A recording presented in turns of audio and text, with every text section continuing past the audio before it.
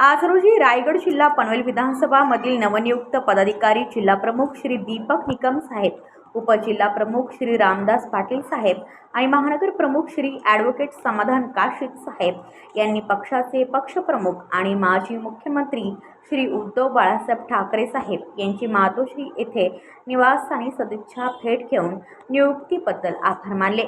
साहेबांनी सर्व पदाधिकाऱ्यांना मोलाचे मार्गदर्शन करून पुढील वाटचालीसाठी शुभेच्छा दिल्या।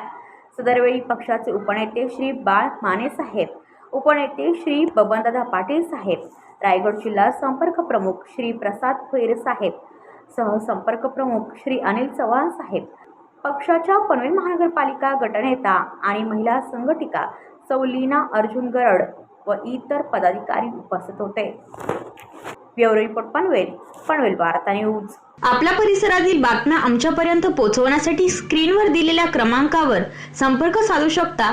दूरध्वनी क्रमांक 8652414343।